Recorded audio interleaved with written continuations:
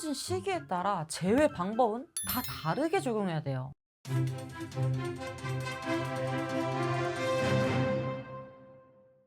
안녕하세요. 연애자격 가람쌤이에요. 많은 분들이 재회하는 법에 대해 궁금해 하시는데, 재회 방법은 당연히 사람마다, 사례마다 다 다르게 적용하셔야 돼요. 그래서 오늘은 헤어진 시기별로 재회하는 방법에 대해서 쫙 알려드릴게요. 첫 번째, 헤어진 지 48시간 이내. 이때 찾아오시는 분들은 재회 가능성을 80% 이상으로 봐드리는 만큼 재회 가능성이 굉장히 높은 시기죠. 사실 이때는 잘 붙잡는 것만으로도 재회가 되기는 해요. 단 예쁘게 붙잡아야 될 텐데, 상대가 연락하지 말라는데도 계속 보내고, 심지어 상대방 집 앞에 찾아갔다가는 차단당하고 심하게는 신고까지 당할 수도 있어요. 중요한 건 상대방의 이별 의사를 무력화시킬 만큼의 논리 구성이에요. 내용 자체는 논리적으로 치밀하게 구성하고, 이걸 상대한테 전달할 땐 감성을 움직여야 된다는 점 잊지 마시고요. 만약 이 부분이 너무 어렵다 하시는 분들은 전문가의 도움을 받는 것도 추천드릴게요. 두 번째로, 헤어진 지 7일에서 10일 이내. 이 시기는 재회 가능성을 70에서 80%로 측정드릴 만큼 재회하기 딱 좋은 골든 타이밍이에요. 이때는 너통만 잘 보내도 재회 가능성이 굉장히 높은 시기죠. 왜냐하면 이 시기까진 아직 완전히 헤어졌다라고 보기보단 서로 의견 조율하는 기간으로 봐요. 이때는 상대방한테 연락을 보내도 습관적으로 답장을 해주거나 아직은 서로에 대한 감정, 마음이 많이 남아있기 때문이죠. 하지만 그렇다고 해서 또 무턱대고 붙잡으면 애초에 지키지도 못할 약속을 내뱉게 되고, 결국은 눈치 본 연애를 하다가 상대에게 또 실망감을 줄 수도 있어요.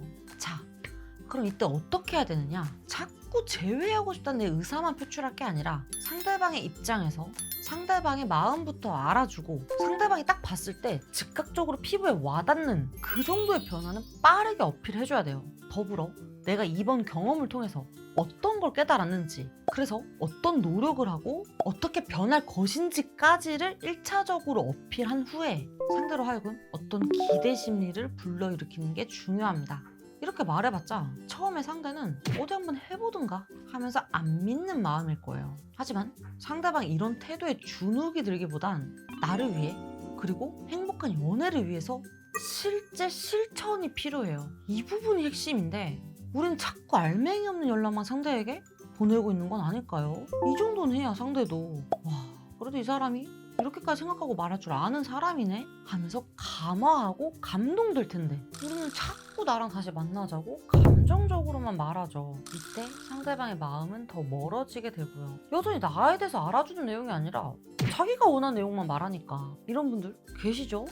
이때는 너톡이 재회할 때 굉장히 효과적이잖아요. 너무나과 재생 목록에서 꼭 제대로 공부해 보시길 바라고요. 링크 통해서 확인해 주세요. 세 번째, 헤어진 지 한 달 이상.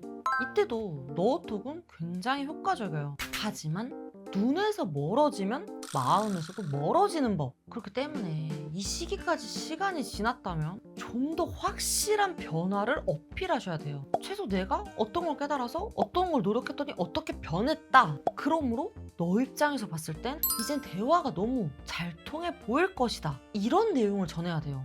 근데 만약 내가 헤어지기 전과 같은 모습이라면 상대방 입장에선 다시 만날 이유가 전혀 없게 됩니다. 이 시기에 해당하시는 분들, 헤어진 지 한 달 동안 나는 어떤 걸 깨달았을까요? 그리고 어떤 노력을 하셨죠? 그래서 어떤 변화가 생겼을까요? 그런데 상담 들어오시는 분들 보면 대부분 헤어지기 전과 같은 모습으로 막연함에만 빠져 계세요. 그래서 과제부터 하고 상대방의 소구점부터 확인한 후에 실제로 움직이는 활동을 통해서 어떻게든 상대방 눈에 띌 만한 변화를 만들어 드리는데요. 이렇게 뼈를 깎는 고통이 없으면 사실 결과도 없더라고요. 누군가는 그럴 바에 새로운 사람 만나지 하겠지만, 또 누군가에겐 새로운 사람으로 대체될 수 없는 소중한 사람이잖아요. 이 정도의 노력과 투자를 할 가치가 있는 상대라면 아쉽게 놓치는 일은 없었으면 좋겠어요. 네 번째, 헤어진 지 2달 이상. 자, 이 시기에는 상대는 이미 무관심의 영역일 수 있어요. 나에 대해 어떤 생각과 감정도 남아있지 않은 거죠. 그런 사람이 갑자기 내가 깨달았다, 변했다 하면 좀 이상하지 않나요? 그래서 이때는 용건과 명분이 필요해요. 우리가 헤어진 건 맞지만 이번엔 진짜 너의 도움이 필요하다든지 이런 내용으로 그 사람 입장에서 갑작스럽긴 하지만 자연스럽게 받아들일 만한 연락을 하는 거죠. 그러면서 가볍게 안부 연락을 보내는 게 좋습니다.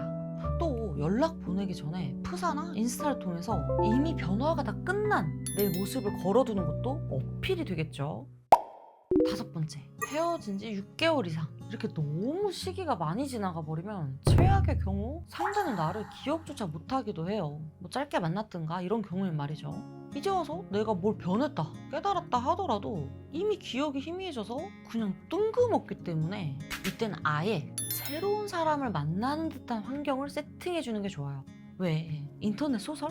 로맨스 코미디 같은 데 보면 전 애인과 갑자기 엮어주는 그런 설정 같은 느낌 있잖아요. 전 남친과 같이 동업하게 됐습니다. 새로 입사한 회사, 알고 보니 보스는 너. 이런 비슷한 전개 매우 효과적이긴 한데 이런 전개가 가능한 상황인지는 좀 확인해 봐야겠죠. 그만큼 시간이 지날수록 재회해서 쓸 수 있는 방법이 제한적이고 좀 자기적으로 가야 한다는 문제가 있어요. 병도 묵힐수록 의사도 손을 못 대듯이 관계도 너무 망가진 지 오래될수록 회복하기가 어렵습니다. 근데 물론 예외도 있어요. 최근까지 연락을 했다든지 상대가 몇 개월 만에 나를 잊기엔 내 임팩트가 굉장한 존재였든지 이럴 땐 너톡도 통할 수 있고 헤어진 지 2달 차랑 비슷하게 접근도 가능하게 됩니다. 그래서 내 상황에서 어떻게 할지 모르겠다 하시는 분들은 고정 댓글 링크 통해서 상황 자세히 보내주세요. 같이 응원해 드릴게요. 그리고 또 연락도 중요하지만 상대랑 갑자기 만나게 될 수도 있잖아요. 이때 나는 어떤 모습, 어떤 내용을 전달할지도 굉장히 중요해요. 그리고 이거 꿀팁인데 헤어진 시기가 어떻든 언제든 보낼 수 있는 연락도 있습니다. 그건 바로 용건톡이라고 하는데요. 상대만 나에게 줄 수 있는 도움 같은 걸로 용건 연락을 보내는 거예요. 뭐 전남친 토스트 같은? 그렇다고 해서 그때 그 노래 뭐였더라? 하면서 인터넷 검색하면 다 나올 만한 내용 말고요. 우리 둘만의 독특한 취미라든가 상대가 좋아하는 굿즈 전시회 정보라든가 아니면 상대방한테 도움을 요청하는 연락처럼 상대가 솔깃할 만한 정보 연락을 보내는 게 좋습니다.